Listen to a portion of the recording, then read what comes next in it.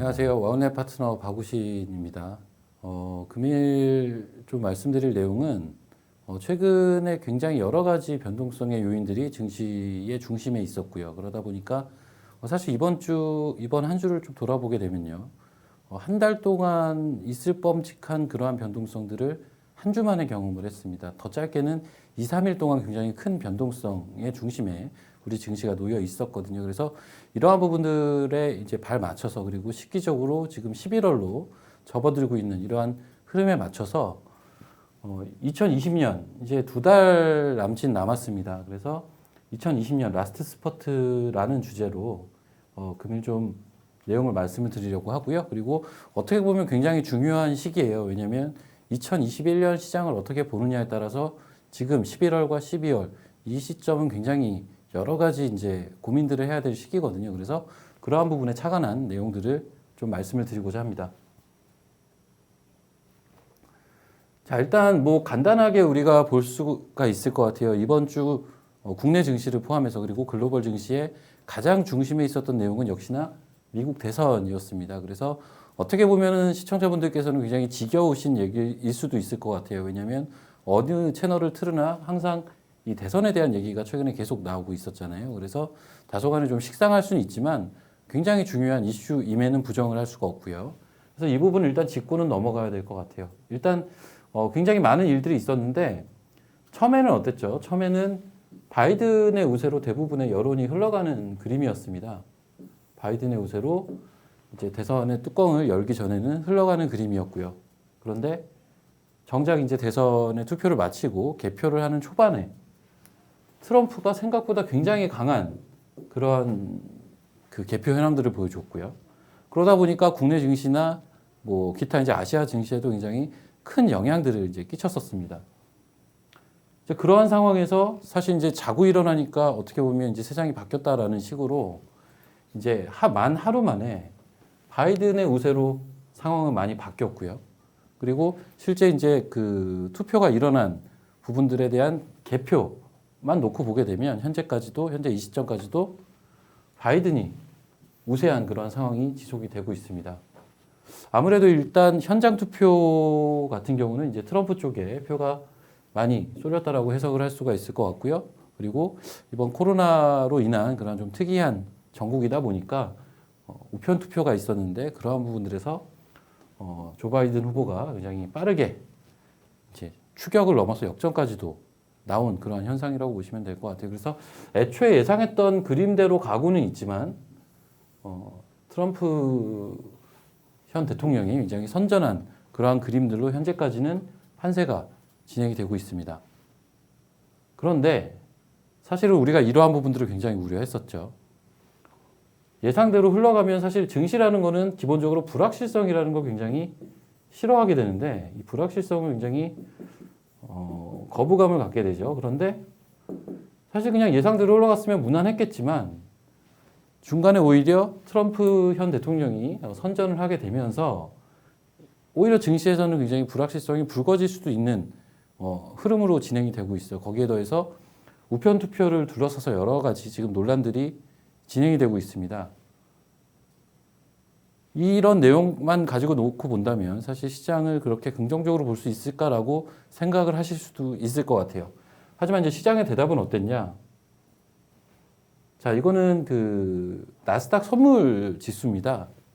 제가 지금 이 시점에 나스닥 선물 지수를 보여드리냐면 지금 나스닥 선물 지수는 거의 24시간 계속 거래가 되고 있다라고 우리가 보시면 될 것 같아요. 실제적으로 이날 이제 11월 4일이에요. 11월 4일인데 그 나스닥 선물 지수가 지속적으로 우상향하는 패턴들을 보여주고 있죠. 자, 이때 어떤 일들이 있었냐면 이때 시간이 우리나라 장중이었습니다.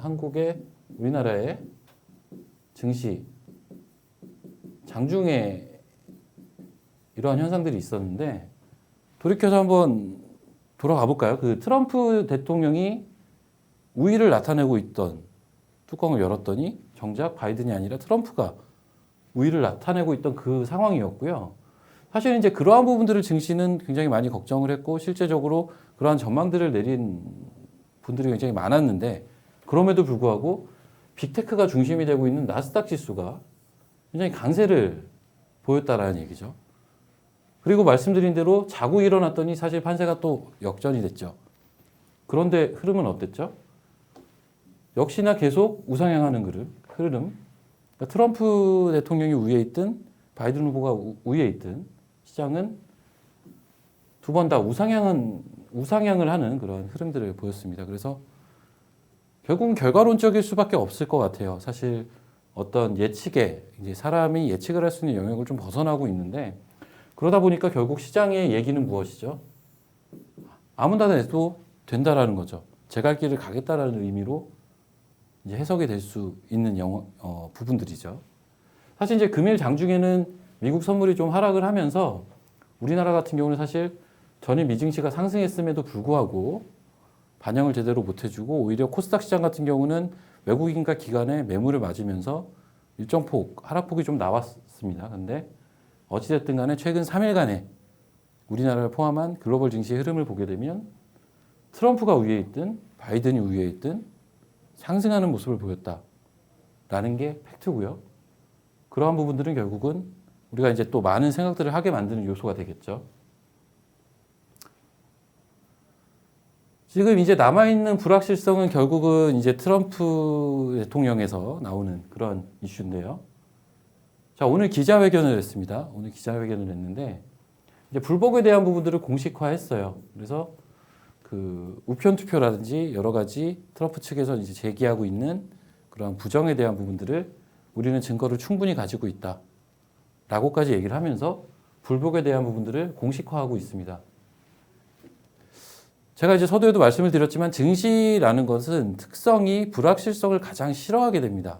그러다 보니까 사실은 이러한 부분들을 우리가 가장 걱정을 원래 하고 있었죠. 그리고 실제로 지금 돌아가는 판세는 이러한 부분들이 현실화가 되고 있어요. 그래서 사실은 증시는 이러한 부분들 때문에 아직까지도 다소간의 변동성을 야기시킬 수 있겠구나 라고 생각을 하는 게 맞을 것 같고요. 그럼에도 불구하고 시장은 이를 불확실성의 해소로 보고 어느 후보가 우위에 있든 간에 강하게 당겨주는 모습을 이미 보여줬다라는 부분도 우리가 상기해야 될 것 같아요. 물론 바이든이 우세의 흐름으로 가면서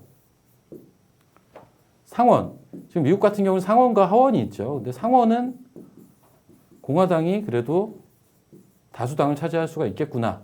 그리고 하원은 민주당이 다수당을 차지하겠구나. 이러한 컨센서스가 형성이 되면서 시장에서는 이렇게 얘기를 하죠.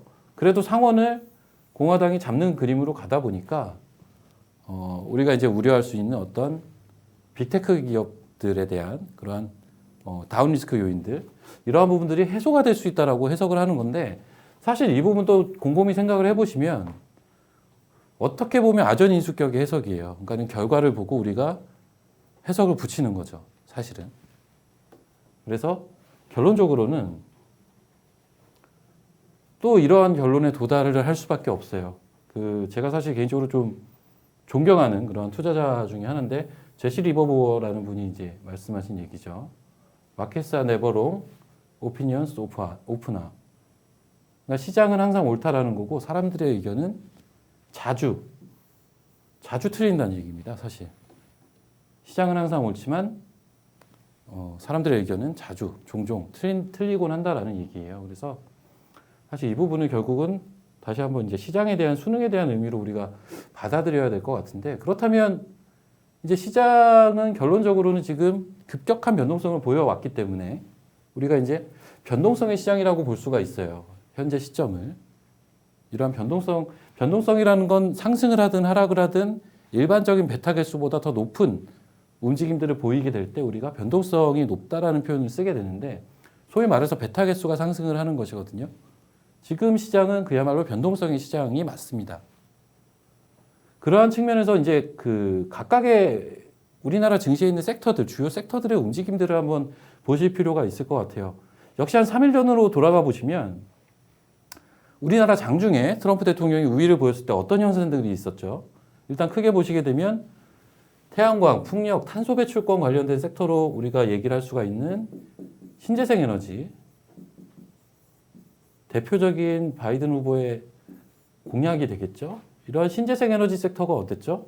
실제적으로 트럼프가 우위를 보일 때 급락을 하는 모습을 보였습니다. 그래서 3일 전 증시에서는 이제 급락을 하는 그런 흐름들을 보였는데 밤 사이에 바이든 후보가 역전이 됐다라는 소식이 전해지고요. 다음날 장의 뚜껑을 열었을 때는 이제 급반등을 하는 모습. 그리고 금요일 시장까지도 이 반등의 연속성을 보여주는 그러한 양상을 띄었습니다. 그래서 특히나 그 파리 기후 협약에 대한 부분들을 다시 가입을 하겠다라는 얘기가 전해지면서 이제 탄소 배출권 관련된 종목들이 급등을 하는 그러한 양상을 보였죠. 말 그대로 급락과 급등을 하루 차이를 놓고 하는 그러한 모습들이 보였습니다. 그러면 2차 전지는 어떨까도 사실은 되게 중요한 포인트였어요. 왜냐하면 결국은 2차 전지도 신재생 에너지의 또 하나의 그 요소를 차지하고 있거든요. 하지만 다른 건 뭐죠? 지금 앞서 언급드린 태양광이나 풍력이나 이러한 탄소 배출권 같은 경우는 아직까지는 그래도 실적을 본격적으로 동반을 하고 있지는 못한 이제 정책에 조금 더 포커싱이 되어 있는 섹터라면 사실 2차 전지라는 섹터는 어땠죠? 단순하게 이번 미국 대선과 관련된 정책에 대한 요소뿐만이 아니라 말 그대로 성장에 대해서 방점이 찍혀 있는 대표적인 섹터 중에 하나입니다. 그러다 보니까 2차 전지 섹터는 생각보다 조정을 받을 때는 이제 신재생 에너지 섹터가 급락을 할 때 어느 정도 버텨주는 흐름들을 보였고요. 오히려 그 이후에 급반등을 하는 양상을 보였습니다. 그 외 섹터들을 볼까요? 그 외 섹터들을 보시게 되면 5G 섹터도 우리가 대표적으로 성장에 방점이 찍혀 있는 섹터라고 우리가 분류를 해볼 수가 있는데 이 5G 섹터는 이제 혹자들은 트럼프 관련 섹터라고 많이들 이해를 하고 계셨을 거예요. 하지만 트럼프 현 대통령이나 바이든 후보나 바이든이나 모두 5G에 대해서는 적극적인 그러한 재정 정책에 대해서 이미 이야기를 한 바가 있습니다. 그래서 꼭 한 후보의 그러한 섹터로 우리가 생각을 하기보다는 이제 어느 후보가 되든 긍정적으로 볼 수 있는 성장에 대해서 긍정적으로 볼 수 있는 요소가 있는 그러한 섹터라고 볼 수가 있겠는데요. 5G 섹터가 처음에 이제 트럼프가 우위를 보일 때 급반등을 했고요. 그리고 바이든으로 역전이 됐음에도 불구하고 버텨내는 흐름들을 보여줬습니다. 그래서 결론적으로는 이번 변동성의 시장에서 급반등을 하는 바닥권에서 급반등을 하는 부분들을 보여줬다. 이렇게 해석이 가능할 것 같고요. 그 외에 이제 IT 섹터와 언택트 3대장. 자, 이 IT 섹터 하면은 대표적으로 뭐 우리가 반도체 종목들을 많이 생각을 할 수가 있고요. 그리고 소부장 종목들을 많이 생각을 하게 되겠죠. 그리고 이 언택트 3대장이라 함은 카카오, 네이버, 그리고 NC소프트가 되겠죠. 이게 사실 코로나 전국 때 시장을 이끌어왔던 어떻게 보면 우리나라 증시의 3대장이라고 볼 수가 있어요. 근데 이러한 종목들이 처음에는 역시나 그 5G와 마찬가지로 우리가 이제 친트럼프 관련된 섹터라고 많이들 생각을 했지만 실제로 하룻밤이 지나고 바이든 후보가 역전이 됐을 때도 버텨내는 흐름들, 심지어 카카오 같은 경우는 추가적인 상승세까지도 나타나는 그러한 흐름들을 보였습니다. 그래서 결론적으로는 이제 이러한 변동성의 시장에서 이러한 IT 섹터와 그리고 언택트 3대장이라고 우리가 불러볼 수 있는 이러한 그 업체들, 이러한 플랫폼 업체, 게임 업체 같은 경우는 결국은 5G 섹터와 마찬가지로 급반등을 한 차례 하고요. 현재는 이제 숨을 고르고 있다. 이렇게 보시면 될 것 같아요. 그래서 우리가 이제 주요 관심을 가질 수 있는 섹터들이 이번 변동성의 시장에서 어떤 흐름들을 보여왔는지를 좀 체크를 해봤습니다. 그렇다면 이제 우리가 이제 그 당장 다음 주 그리고 이번 11월 달 그리고 다음 12월 달 더 크게는 이제 내년 1, 4분기까지 봤을 때 우리가 이제 2020년에 남아있는 달은 이제 2달이 남았어요. 이 2달 동안 어떤 고민들을 해야 될까를 한번 좀 나열을 해봤는데요. 자, 일단 가장 먼저 시기에 대한 고민이에요. 어떤 부분이냐면 말씀드린 대로 지금은 2020년은 11월과 12월 이렇게 이제 2달이 남았고요. 이 11월과 12월은 분기상으로는 이제 4분기 4분기에 포함이 되는 그러한 시기가 되겠죠. 그리고 항상 이맘때는 이제 얘기가 나오지만 사실 이제 해외 증시 같은 경우는 뭐 산타크로스 랠리다 뭐 이런 얘기도 많이 나오는데 항상 우리 시장에서 항상 많이 나오는 단어가 있어요. 연말 연초. 이 연말 연초 랠리에 대한 부분들을 우리 시장에서 굉장히 많이 다루고요. 그리고 실제 우리 시장에서는 굉장히 이러한 현상들이 많이 벌어지고는 했습니다. 그래서 시기적으로는 우리가 이러한 부분들을 고민을 할 그러한 시기라는 거고요. 그리고 이제 이슈에 대한 고민. 어떻게 보면 지금 시장은 당장은 어느 정도는 불확실성이 해소가 되는 그림으로 움직여주고 있지만 말씀드린 대로 트럼프 대통령의 불복 이슈 때문에 여전히 미 대선은 아직은 결정이 내려지지는 않은 이슈라고 보셔야 될 것 같아요. 그리고 또 중요한 이슈가 어떤 게 있었죠? 우리가 9월달, 10월달 넘어오면서 시장이 굉장히 어려웠던 이슈.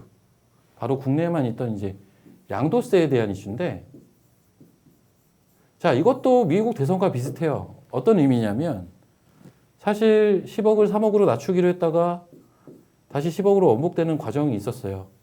이런 다시 과정들이 있었는데, 이러한 과정이 빨리 결정이 되지 못하다 보니까 단순하게 내용 측면에서의 악재뿐만이 아니라 시장이 싫어하는 또 불확실성의 하나로 인식이 됐었단 말이죠. 근데 이 부분도 사실은 이제 불확실성은 해소가 됐다라고 보시면 될 것 같아요.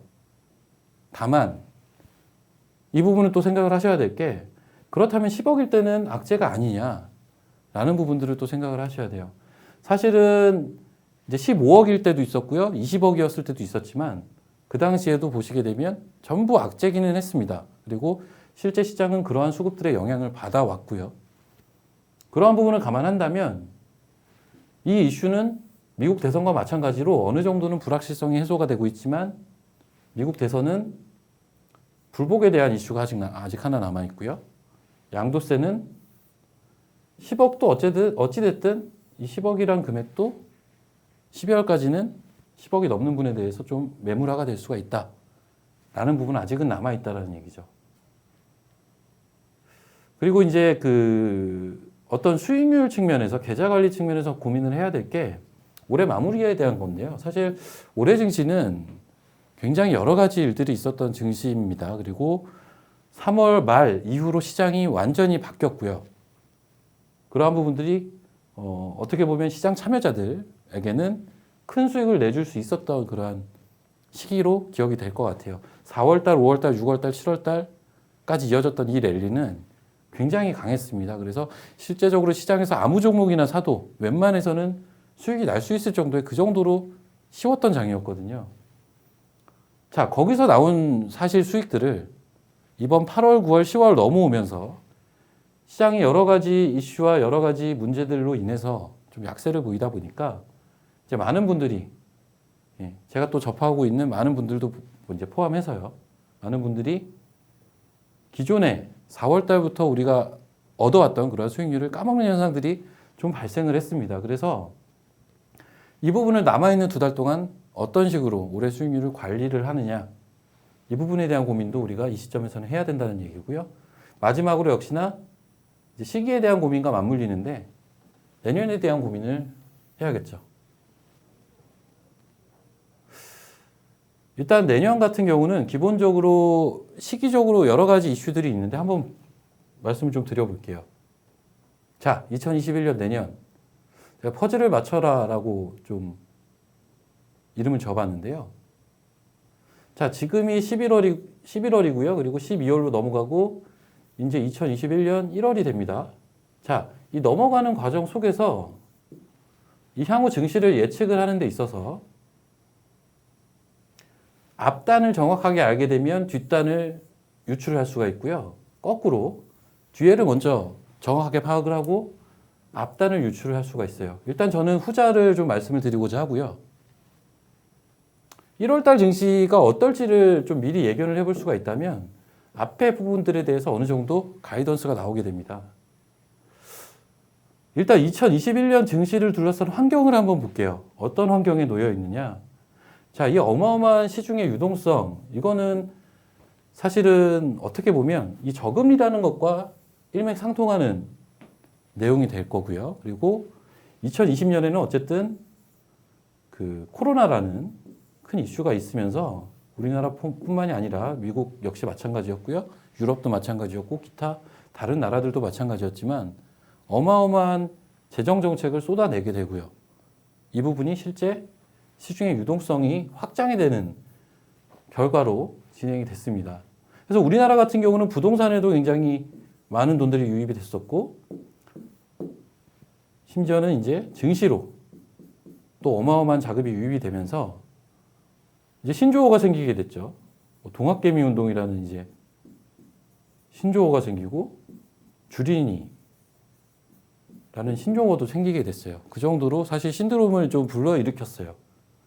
이 부분은 2021년이라고 달라질 게 있을 것이냐를 놓고 봤을 때는 사실은 2021년에도 여전히 이 부분은 좀 진행이 된다라고 보시면 되겠고 가장 큰 이유는 각국의 정책도 있겠지만 결국은 매크로 지표인 금리의 저금리 현상입니다. 그래서 이 부분은 우리가 본격적인 소위 말해서 증시 입장에서는 실적 장세로 넘어가기 전에는 이러한 현상이 지속이 될 수밖에 없어요. 그리고 실적 장세가 어느 정도 물이 오르고 나서는 그때는 이제 금리가 인플레이션으로 인해서 올라갈 수가 있겠죠. 그런 시기에는 또 굉장히 조심을 해야겠지만 어찌됐든 간에 이러한 돈의 흐름만 놓고 본다면 21년도 현재로서는 별반 다를 게 없다. 둘러싼 전반적인 재반적인 환경은 좋다라고 우리가 볼 수가 있을 것 같아요.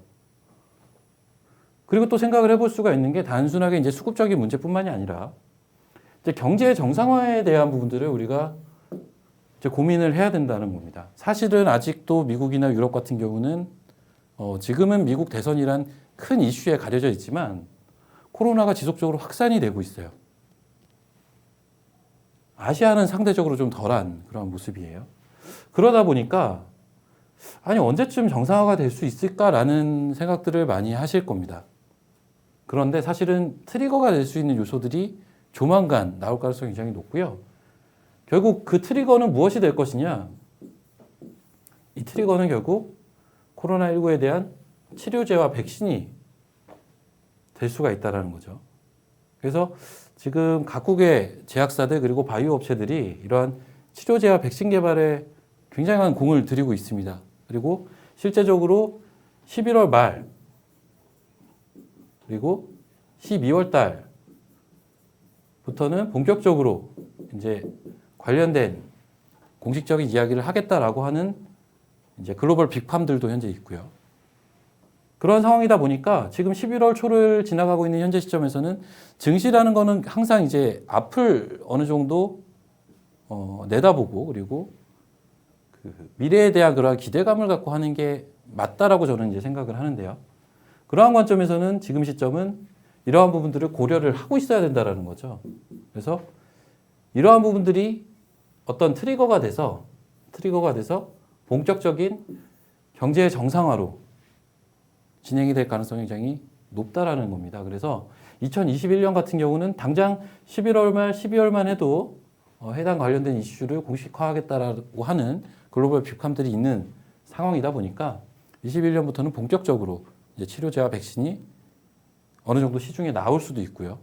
그런 부분도 우리가 생각을 미리 하고 있어야 된다는 거죠. 그래서 이러한 가정이라면 시중에 수급적으로 봤을 때 어떤 저금리를 바탕으로 한 유동성이 여전히 살아있고 그리고 우리가 이제 결국은 이제 경제의 바로미터라고 하는 증시잖아요. 그러다 보니까 경제의 흐름이 어떤 식으로 돌아갈 것이냐를 봤을 때 어떤 트리거가 될 수 있는 요소가 현재 시기적으로 살아있고 한 시점이라면 21년 초를 21년 1사분기라고 봐야 될 것 같아요. 1사분기를 우리가 나쁘게 볼 이유가 현재로서는 없다라고 보셔야 될 것 같아요.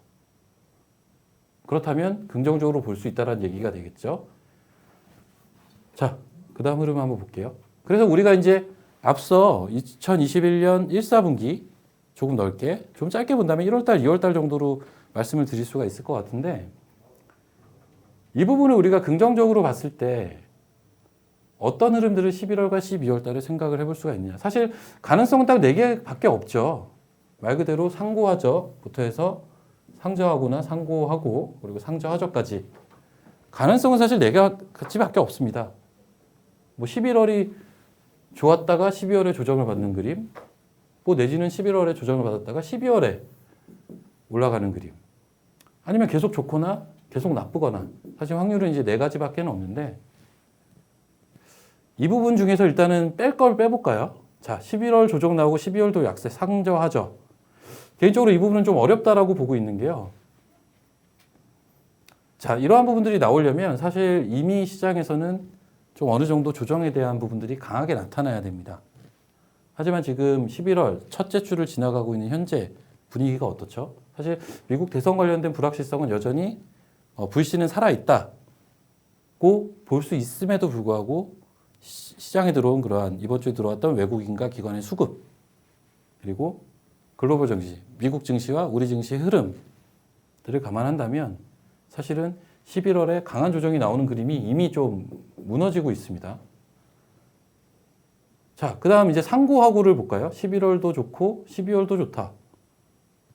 글쎄요, 이 부분을 생각을 하기에는 아직은 미국 대선도 그렇고요. 그리고 양도세도 사실은 제가 말씀을 드렸다시피 이제 불확실성 측면에서는 사라졌지만 이 10억이란 금액도 결국은 12월까지는 나올 수가 있는 그림이라는 거죠. 수급적으로. 그런 걸 감안한다면 우리가 마냥 11월과 12월을 좋게 보기도 어렵다라는 결론에 좀 도달을 하게 돼요. 그래서 사실은 11월이 생각보다 좋게 진행이 되거나 되고 12월에 조정을 받거나 아니면 11월 남은 기간들 동안 일정 부분 변동성을 돈 만한 그러한 조정의 흐름이 나왔다가 12월부터 본격적인 랠리를 가거나 이 두 가지 시나리오가 사실은 굉장히 유력합니다. 그리고 제 개인적인 생각은 첫 번째 시나리오가 현재로서는 좀 유력하다라고 보고 있어요. 사실 저는 이제 10월 달에 실제 이제 증시에 있으면서 제가 원래 생각을 했던 시나리오는 사실은 두 번째 시나리오였습니다. 아직은 그 당시 10월 달만 해도 여러 가지 불확실성들이 살아 있었고요. 또 양도세에 대한 부분도 결정이 난 게 전혀 없었고, 사실 미국 대선에 대해서도 걱정을 할 수밖에 없었어요. 상황 자체가. 그래서 11월까지는 좀 조정을 받고 12월부터 특정 시점부터는 좀 랠리를 보일 수 있지 않을까라는 생각을 했는데, 이번 주에 나타나는 증시의 흐름과 수급들을 보고 저도 사실은 현재로서는 1번의 가능성이 좀 높지 않나. 11월이 생각보다 좋은 그림으로 진행이 되면서 대신 12월에 뭐 양도세라든지 뭐 여러 가지 이슈가 있어요. 뭐 구체적으로 따지면 선물 옵션 동시만기도 있고요. 그리고 배당락도 이제 12월에 있게 됩니다. 그래서 이러한 여러 가지 국내에만 있는 이슈들도 있고요. 그리고 실제 미국 대선이 트럼프 대통령이 불복을 계속 진행을 하면서 대법원 판결이 나고 하원까지 가는 그러한 과정으로 만약에 진행이 된다면, 결론적으로는 12월까지 지속적으로 불확실성은 생길 수밖에 없고요. 흐름상 12월 달에는 그런 이슈가 시장에서는 굉장히 부담이 될 수가 있어요. 그래서 이러한 부분들까지 감안을 한다면 현재로서는 11월은 생각보다 좋게 반응을 하지만 12월에는 오히려 살짝 조정이 나오고 우리가 연초를 바라보는 그러한 그림으로 진행이 될 가능성이 좀 높지 않나, 이렇게 보고 있습니다. 어찌됐든 간에 저도 시장의 현재로서는 참여자 중에 하나고요. 이제 시청자분들도 참여자 중에 하나신데, 결론적으로는 우리가 증시를 대응하는 데 있어서 예측은 당연히 해야 되는 영역인데, 이제 시장이 나타나는 그러한 현상에 따라서 우리가 고집을 또 버리고 유연하게 대처를 하는 것도 필요하지 않나. 앞서 언급드린 대로 시장은 항상 옳기 때문에, 그리고 사람은 자주 틀리기 때문에 우리가 그런 또 유연성은 가지고 가되 어떤 예측은 또 해볼 수 있는 그런 영역으로 남겨두는 게 맞지 않을까라고 보고 있어요. 그래서 일단은 이런 생각들을 현재 11월과 12월에 가지고 있고요. 자, 그렇다면 이제 조금 더 이제 미시적으로 들어가서요. 어디에 관심을 가져볼까를 한번 고민을 해보자면 사실은 좀 뻔한 섹터라고 생각을 하실 수도 있어요. 자, 2차 전지 5G, 신재생 에너지, IT, BT.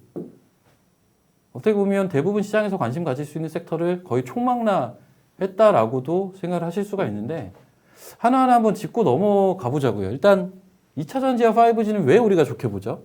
2차 전지와 5G. 사실 이 2차 전지와 5G는 비단 지금 시점뿐만이 아니라 1년 전에도 사실은 마찬가지의 시각이었어요. 어떤 시각이었냐면 성장 자체는 굉장히 명확한 섹터입니다. 쉽게 얘기하면 성장을 할 수밖에 없는 섹터. 그렇죠? 사실 2차 전지는 결국은 가솔린 차에서 우리가 지금 자율주행에 대한 얘기들도 많이 나오고 있잖아요. 이 중간 단계에서는 필수적인 요소입니다. 이 전기차라는 부분이요.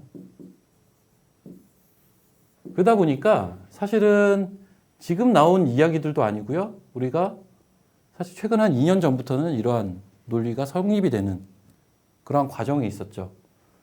다만 성장은 명확하지만 어떤 속도라든지 그 성장에 대한 폭이라든지 이러한 부분들이 그때그때 시장에서는 여러 가지 이견들을 낳으면서 사실 올해는 굉장히 좋았죠. 올해는 이제 그 성장에 대한 방향타 그리고 그 폭에 대한 부분들, 기간에 대한 부분들이 어느 정도 명확해지면서 올해 흐름들은 특히 상반기에는 굉장히 좋았었는데 사실 작년만 놓고 봐도 굉장히 어려웠거든요. 하지만 작년에도 성장이 명확한 섹터기는 했습니다.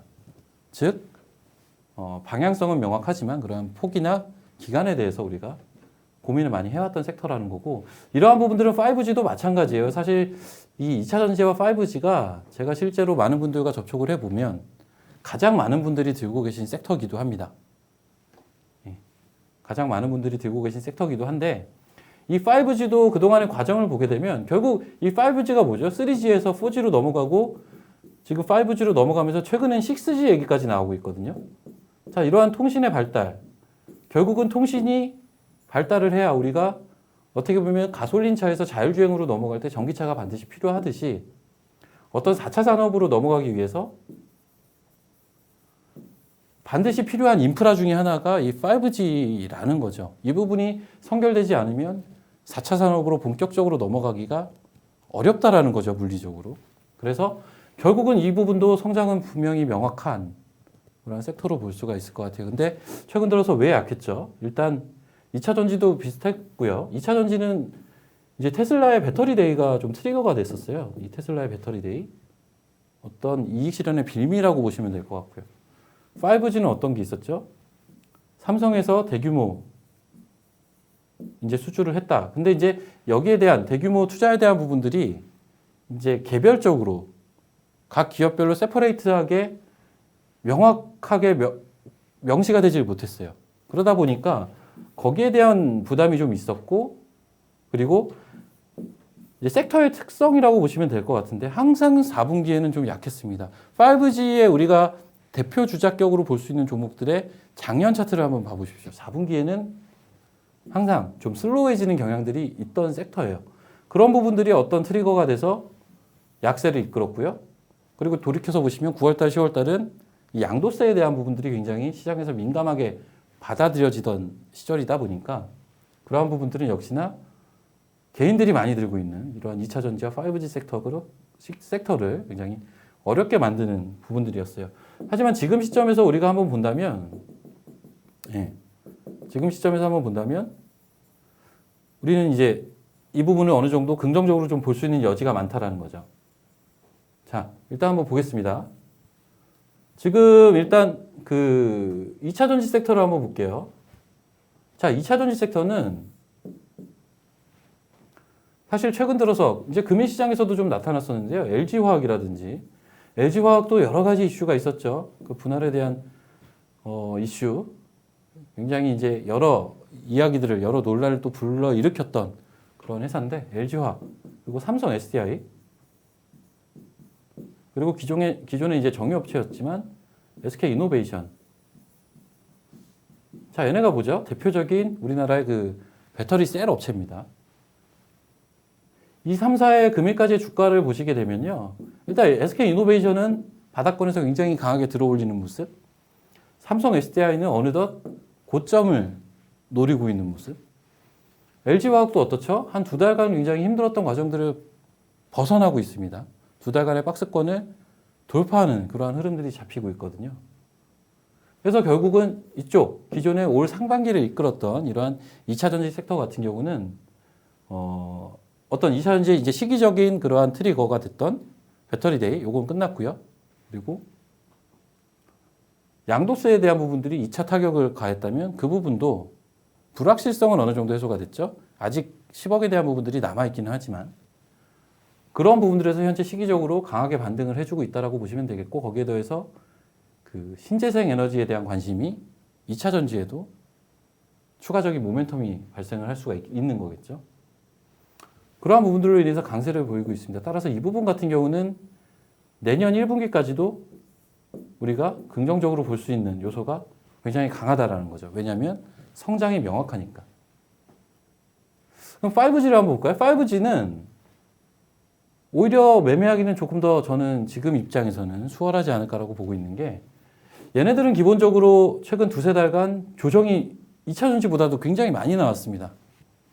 조정의 폭이 커서 가격에 대한 메리트까지 발생하는 구간에 접어들고 있어요. 하지만 어떻죠? 5G도 성장을 할 수밖에 없는 섹터임에는 우리가 부정을 할 수 없다라는 거죠. 부정할 수 없다라는 거죠. 그래서 그러한 부분을 감안한다면 5G는 오히려 지금 시점에도 우리가 관심을 바로 가져볼 수 있는 그런 대표적인 섹터로 우리가 볼 수가 있을 것 같고 2차 전지 같은 경우는 만약에 최근에 상승폭, 특히나 이제 LG화학이나 삼성 SDI 같은 경우는 상승폭이 좀 본격적으로 나타나고 있는데 이러한 종목들 같은 경우는 우리가 어떤 하루나 이틀 정도 눌려주는 구간을 또 잡아볼 수 있다는 거죠. 그래서 그러한 매매 트레이딩 측면에서의 그러한 대응까지 병행이 된다면 우리가 반드시 또 관심을 가져야 되는 섹터로 볼 수가 있을 것 같고요.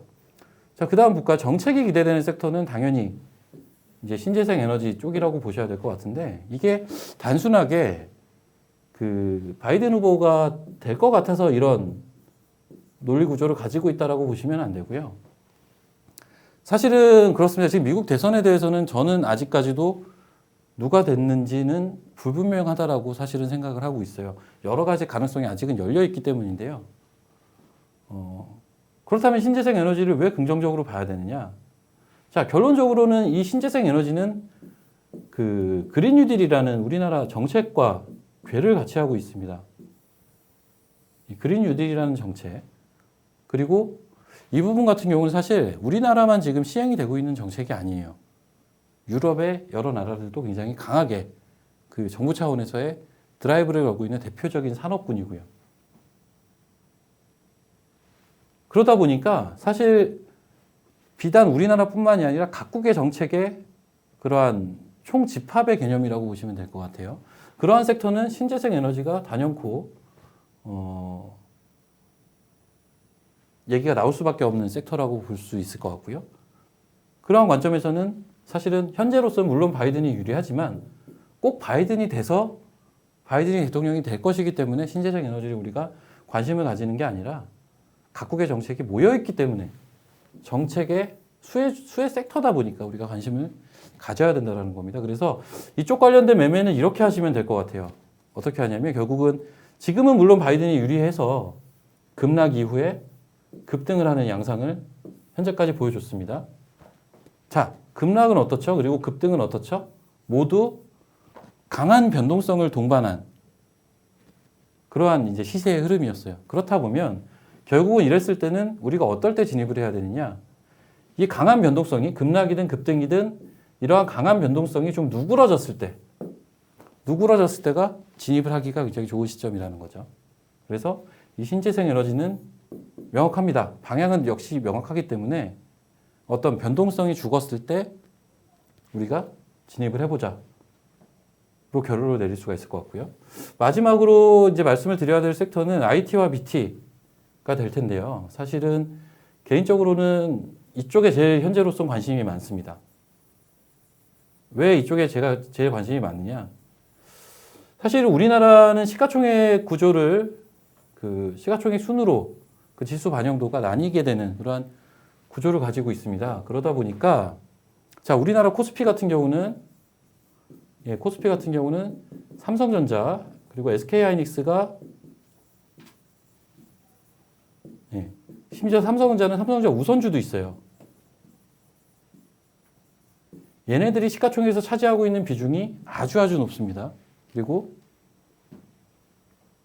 BT를 한번 볼까요? BT 같은 경우는 지금 코스닥이랑 우리가 많이 생각을 해볼 수가 있을 것 같아요. 코스닥의 시가총액 1위부터 10위, 넓게는 뭐 한 20위까지도 종목들을 쭉 나열해 보면 90% 정도가 이 바이오 기업들입니다.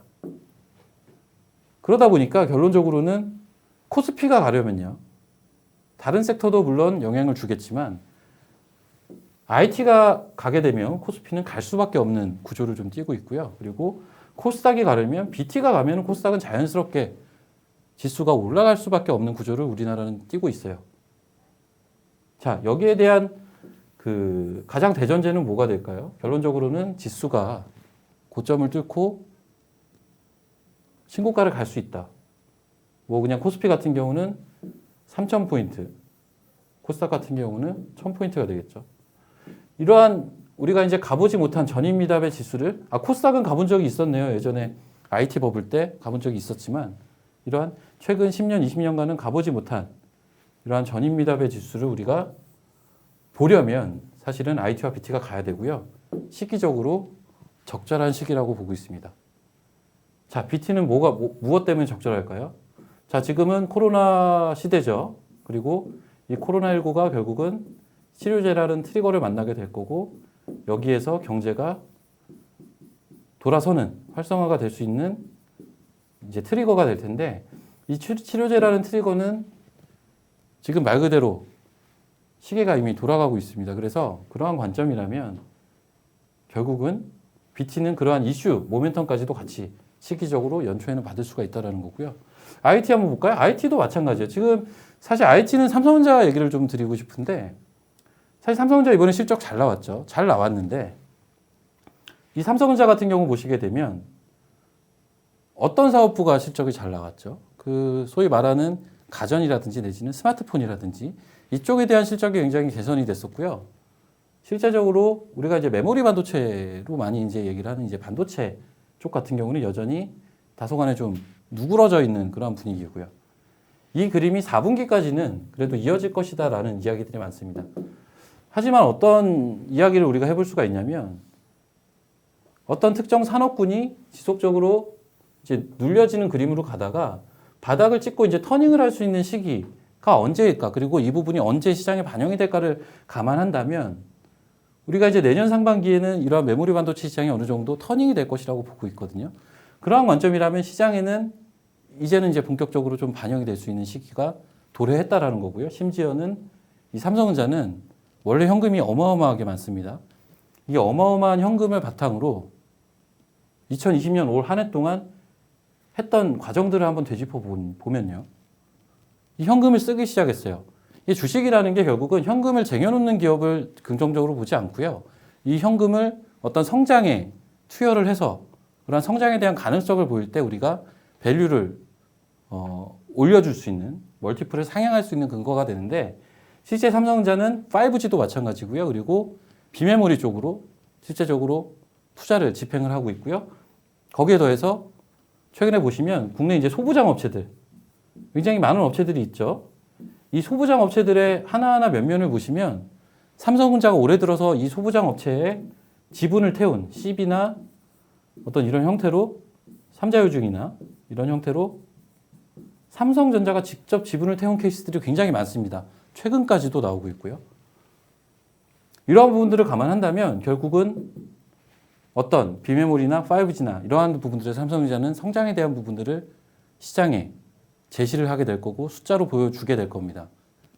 비록 처음에는 미미하겠지만 그 성장에 대한 부분들이 실제로 나타나는 부분을 시장이 확인을 하게 되면 시장은 거기에 멀티플을 주고 강력한 랠리를 보여줄 수가 있어요. 그래서 우리가 IT나 BT는 뭐 지수가 고점을 갈 수 있다라는 논리를 먼저 접근을 해서도 긍정적으로 봐야 되는 섹터지만 반대로 그냥 섹터 자체만 놓고 봐도 시기적으로 우리가 시장의 중심에서 얘기를 해볼 수가 있는 섹터라는 거죠.